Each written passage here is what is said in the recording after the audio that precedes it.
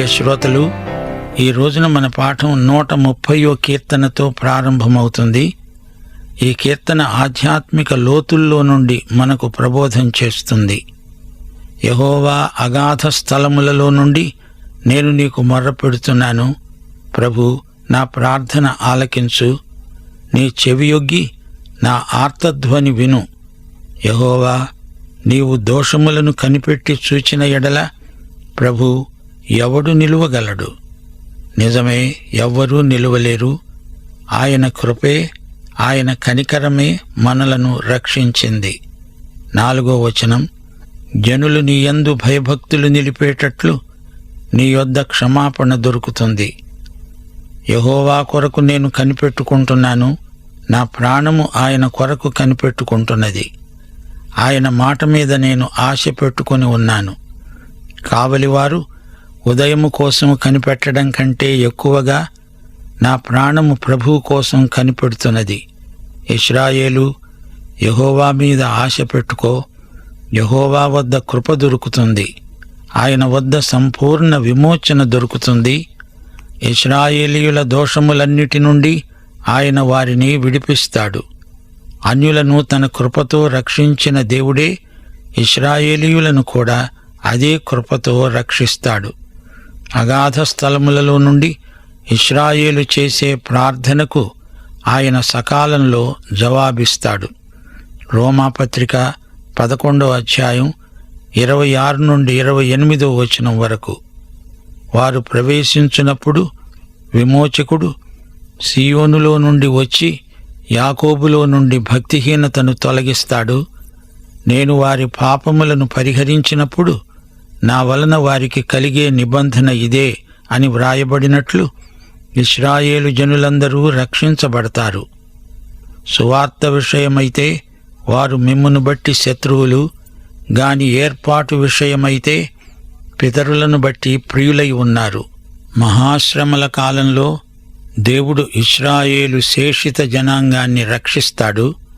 అలాగే మనము కూడా యేసు అనే వేగు చుక్క కోసం, వెలుగు రేఖ కోసం కనిపెట్టాలి.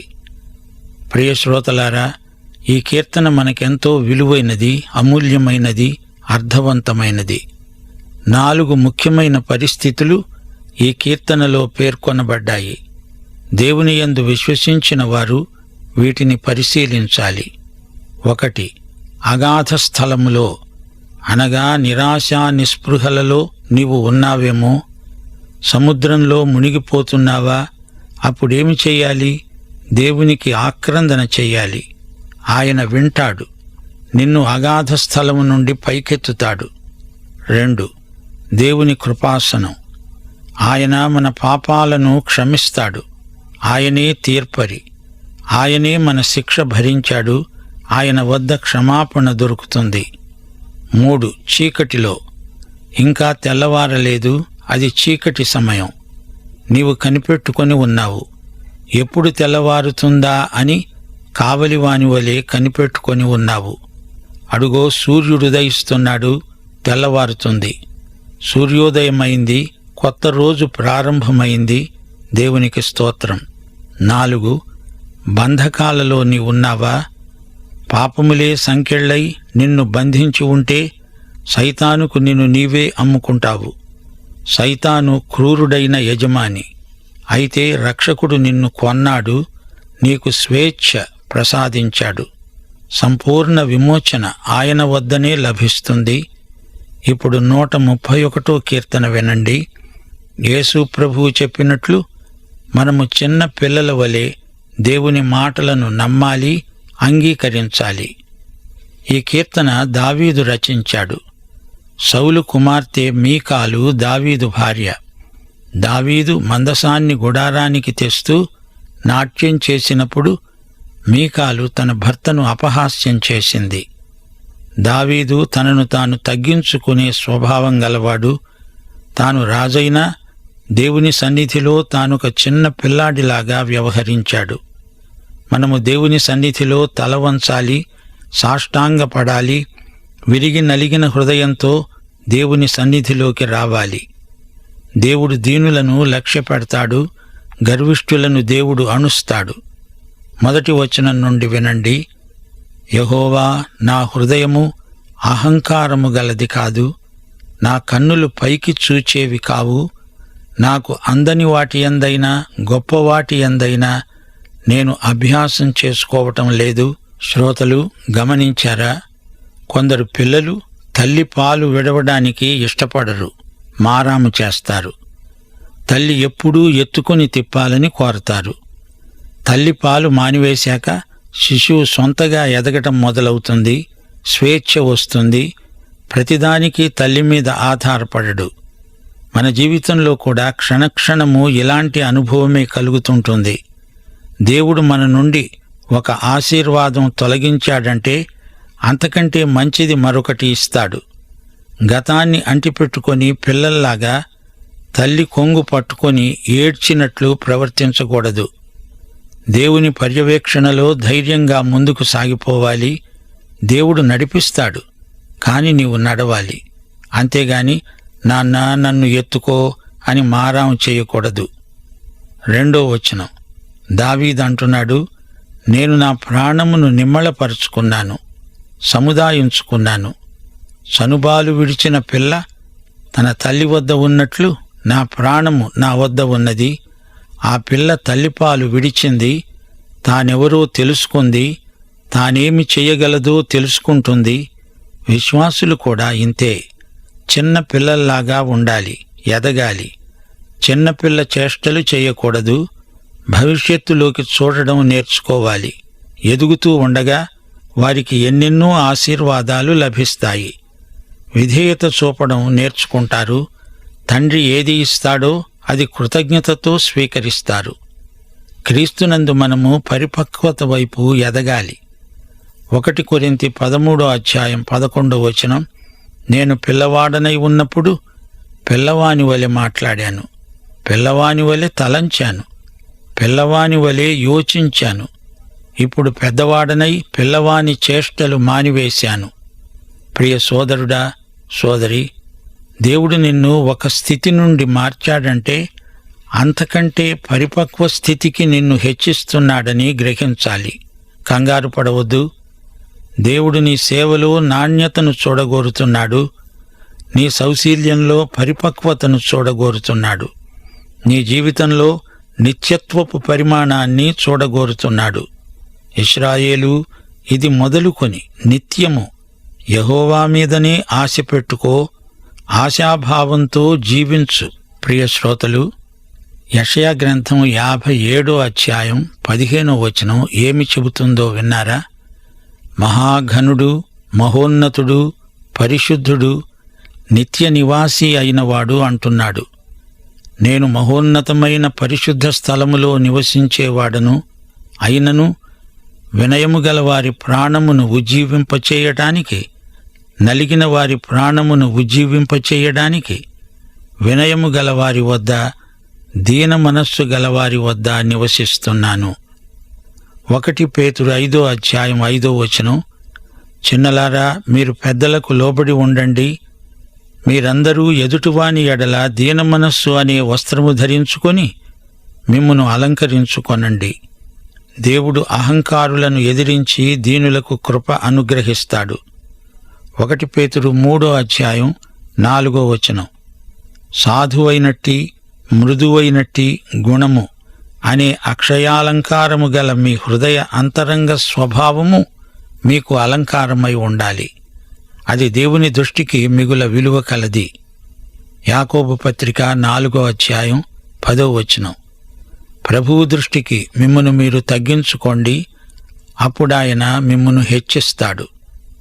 తల్లి పాలు మానిన బిడ్డ తల్లి సహాయంతో స్వంతగా తన పనులు తాను చేసుకోవడం నేర్చుకుంటుంది. అలాగే మనము దినదినము ఆధ్యాత్మిక వయస్సునందు ఎదుగుతూ ఉండాలి. ఇప్పుడు 132 కీర్తన వినండి. ఈ కీర్తనలో మెస్సియా రాకడ వర్ణించబడింది. యేసుక్రీస్తు వస్తాడు, పరిపాలన చేస్తాడు. విశ్వాసం కలిగి ఉండాలి. ఆయన వాగ్దానాలపై నిలిచి ఉండాలి. ఇది సొలొమోను రాసిన కీర్తన. యాత్రికులు యెరూషలేము నగరాన్ని చేరారు, ఆలయ ప్రాంగణంలో ప్రవేశించారు. ఆలయములో కృపాసనమున్నది, అది యెహోవా మందసం. ఈ కీర్తనలో దేవుని ఆలయం ముఖ్యాంశం. దేవుని ఆలయం, దేవుని సింహాసనం, దేవుని పట్టణం ఈ కీర్తనలో వర్ణించబడినవి. యెహోవా దావీదుకు కలిగిన బాధలన్నిటినీ అతని పక్షమున జ్ఞాపకం చేసుకో. అతడు యెహోవాతో ప్రమాణపూర్వకముగా మాట ఇచ్చి యాకోబు యొక్క బలిష్ఠునికి మొక్కుబడి చేశాడు. ఎట్లనగా, యెహోవాకు నేనొక స్థలము చూచే వరకు, యాకోబు యొక్క బలిష్ఠునికి ఒక నివాస స్థలము నేను చూచే వరకు నా వాసస్థానమైన గుడారంలో నేను ప్రవేశించను. నేను పరుండే మంచము మీదికెక్కను. నా కన్నులకు నిద్ర రానియ్యను, నా కనురెప్పలకు కునికిపాటు రానియ్యను అన్నాడు. శ్రోతలు, దావీదు దేవాలయం కట్టాలని ఆశించాడు. కాని దేవుడు ఆ పనికి సొలొమోనును ఏర్పరచుకున్నాడు. అయితే దేవాలయ నిర్మాణానికి అవసరమైన ఏర్పాట్లన్నీ దావీదే చేశాడు. దేవుడు దావీదుకు తోడై ఉన్నాడు. ఆయన మనకు కూడా తోడై ఉంటాడు. అది దేవాలయం. అక్కడ ఆరాధన జరుగుతుంది. అది దేవుని నివాస స్థలం. ఆయన పాదపీఠము ఎదుట సాగిలపడదాము రండి. యెహోవా, లే, నీ బలసూచికమైన మందసముతో కూడా రా. నీ విశ్రాంతి స్థలంలో ప్రవేశించు. నీ యాజకులు నీతి వస్త్రాలు ధరించుకుంటారు. నీ భక్తులు ఉత్సాహగానాలు చేస్తారు. 10వ వచనం, నీ సేవకుడైన దావీదు నిమిత్తము నీ అభిషిక్తునికి విముఖుడవై ఉండవద్దు. అది దావీదు సింహాసనం. నీ గర్భఫలమును నీ రాజ్యము మీద నేను నియమిస్తాను. నీ కుమారులు నా నిబంధనను గైకొంటే, నా శాసనాలను వారు అనుసరిస్తే, వారి కుమారులు కూడా నీ సింహాసనం మీద నిత్యము కూర్చుంటారని యెహోవా సత్యప్రమాణము దావీదుతో చేశాడు. ఆయన మాట తప్పనివాడు. యెహోవా సీయోనును ఏర్పరచుకొని ఉన్నాడు. తనకు నివాస స్థలముగా దానిని కోరుకొని ఉన్నాడు. గమనించండి, దావీదు సింహాసనం, దావీదు పట్టణం. 2 సమూయేలు 7వ అధ్యాయంలో దేవుడు దావీదుతో నిబంధన చేసుకున్నాడు. దావీదు సింహాసనము అతని సంతతికి వాగ్దానం చేయబడింది. అదే సింహాసనం మీద యేసు ప్రభువు కూర్చుంటాడు. దావీదు సింహాసనాన్ని స్థిరపరుస్తాడు. సీయోను శాశ్వతమైనది. యెరూషలేము పట్టణము దావీదు నిర్మించాడు. దేవుడు దానిని మరిచిపోలేదు. దేవుడు అక్కడ ఉంటాడు, ప్రజలను ఆశీర్వదిస్తాడు. ఆ పట్టణం జాతులన్నిటికీ సాక్ష్యార్థముగా పునరుద్ధరించబడుతుంది. ఇది ప్రవచనం. దేవుని కుమారుడు వస్తాడు. అయితే ఒకసారి వచ్చాడు. లోక పాపములన్నిటికీ ప్రాయశ్చిత్తం చేశాడు. రెండోసారి రాజులకు రాజుగా, ప్రభువులకు ప్రభువుగా వస్తాడు. దావీదీయ నిబంధన నెరవేరుస్తాడు. దేవుడన్నాడు, ఇది నేను కోరిన స్థానము, ఇక్కడనే నేను నివసిస్తాను. దాని ఆహారమును నిండారుగా దీవిస్తాను. వారిలోని బీదలను ఆహారముతో తృప్తిపరుస్తాను. దాని యాజకులకు రక్షణను వస్త్రముగా ధరింపచేస్తాను. దానిలోని భక్తులు బిగ్గరగా ఆనందగానము చేస్తారు. అక్కడ దావీదునకు కొమ్ము మొలవ చేస్తాను. నా అభిషిక్తుని కొరకు నేను అక్కడ ఒక దీపమును సిద్ధపరిచాను. అతని శత్రువులకు అవమానమును వస్త్రముగా ధరింపచేస్తాను. అతని కిరీటము అతని మీదనే ఉండి తేజరిల్లుతుంది. మత్తయి శుభవార్త 1వ అధ్యాయం 1వ వచనం, అబ్రాహాము కుమారుడైన దావీదు కుమారుడైన యేసుక్రీస్తు వంశావళి. యేసుక్రీస్తు దావీదు కుమారుడు. ఆయనను గురించే ఈ కీర్తన సాక్ష్యం పలుకుతుంది. యాత్రికులు యెరూషలేముకు వచ్చి ఈ పాట పాడతారు. దేవాలయములో ప్రవేశించి దేవుని వాగ్దానాలను జ్ఞాపకం చేసుకుంటారు. ఇప్పుడు 133వ కీర్తన వినండి. ఈ కీర్తన సహోదరుల సమైక్యతను గురించి సాక్ష్యమిస్తుంది. సహోదరత్వమును గురించిన కీర్తన. క్రైస్తవ విశ్వాసులు ఎడతెగక సహవాసాన్ని కొనసాగించుకోవాలి. సహోదరులు ఐక్యత కలిగి నివసించడం ఎంత మేలు, ఎంత మనోహరం! అది తల మీద పోయబడి అహరోను గడ్డము మీదుగా కారి అతని అంగీల అంచు వరకు దిగజారిన పరిమళ తైలము వలె ఉంటుంది. సీయోను కొండల మీదికి దిగివచ్చే హెర్మోను మంచు వలె ఉంటుంది. ఆశీర్వాదమును శాశ్వత జీవమును అక్కడే ఉండాలని యెహోవా సెలవిచ్చాడు. దినదినము దేవుని బిడ్డలు ఐక్యత కలిగి జీవించాలి. ఐక్యత లేకపోతే అగచాట్లు ప్రాప్తిస్తాయి. అబ్రహాము, లోతు, ఇస్సాకు అతని కుటుంబము, యాకోబు, లాబాను, యోసేపు అతని సహోదరులు ఐక్యత లేనప్పుడు ఎన్ని సమస్యలనో ఎదుర్కోవలసి వచ్చింది. అనైక్యత వల్ల వారెంతో నష్టపోయారు. ఐక్యత పైనుండి రావాలి. పరిమళ తైలం అహరోను తలపై పోసినప్పుడు అది అతని గడ్డము మీదుగా కారింది, అంగీల అంచుల వరకు దిగజారింది. అతని వక్షస్థలం మీద న్యాయ విధాన పతకం ఉన్నది, అది కూడా తడిసింది. నిర్గమకాండం 29వ అధ్యాయం 5 నుండి 7వ వచనం వరకు. ఆ వస్త్రములను తీసుకొని చొక్కాయిని ఎఫోదు, నిలువుటంగీని ఎఫోదును, పతకమును అహరోనుకు ధరింపజేసి ఎఫోదు విచిత్రమైన నడికట్టును అతనికి కట్టి అతని తల మీద పాగాను పెట్టి ఆ పాగా మీద పరిశుద్ధ కిరీటం ఉంచి అభిషేక తైలమును తీసుకొని అతని తల మీద పోసి అతణ్ణి అభిషేకించాలి. అంతేకాదు, సహోదర సమైక్యత హెర్మోను మంచు వలె దిగివస్తుంది. ఈ సమైక్యత మనుష్యులు కల్పిస్తే వచ్చేది కాదు, ఒత్తిడి వల్ల తెచ్చేది కాదు.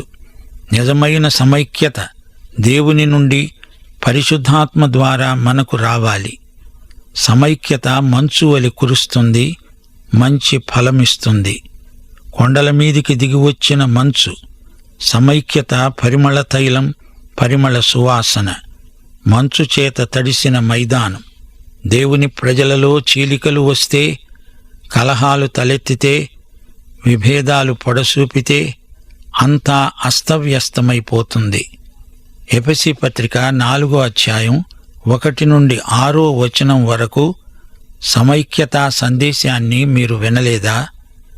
మీరు సమాధానమనే బంధము చేత ఆత్మ కలిగించే ఐక్యమును కాపాడుకొనడమందు శ్రద్ధ కలిగిన వారై ప్రేమతో ఒకనినొకడు సహిస్తూ మీరు పిలువబడిన పిలుపునకు తగినట్లుగా దీర్ఘశాంతముతో కూడిన సంపూర్ణ వినయముతో సాత్వికముతో నడుచుకొనవలెనని ప్రభువును బట్టి ఖైదీనైన నేను మిమ్మును బతిమాలుకుంటున్నాను. శరీరమొక్కటే, ఆత్మ ఒక్కడే. ఆ ప్రకారమే మీ పిలుపు విషయమై ఒక్కటే నిరీక్షణ యందు ఉండడానికి పిలువబడ్డారు. ప్రభువు ఒక్కడే, విశ్వాసమొక్కటే, అందరికి తండ్రి అయిన దేవుడు ఒక్కడే. ఆయన అందరికి పైగా ఉన్నవాడై అందరిలోనూ వ్యాపించి అందరిలో ఉన్నాడు. దేవునికి స్తోత్రం. సోదరీ సోదరులారా, క్రీస్తునందు మనమంతా ఒక్కటే. పెద్ద చెరువులో చిన్న చేపవై ఉండడం నీకిష్టం లేదు కాని చిన్న చెరువులో పెద్ద చేపనై ఉండాలని ఉబలాట పడుతున్నావా? అందరూ కలిసి ఉండండి. అది ఎంతో మేలు, ఎంతో మనోహరం. ఈ కీర్తనలో యేసుక్రీస్తు మీకు కనిపించడం లేదా? ఆయన రాజు, ఆయన ప్రధాన యాజకుడు. ఆయన ఆనంద తైలముతో అభిషేకించబడి ఉన్నాడు. యోవేలు ప్రవచనం కూడా ఇదే. పెంతెకోస్తునాడు ఈ ప్రవచనాలు నెరవేరాయి. పరిశుద్ధాత్మ వరము కొరకై దేవునికి స్తోత్రం. పాఠం ఇంతటితో సమాప్తం. దైవాశీస్సులు.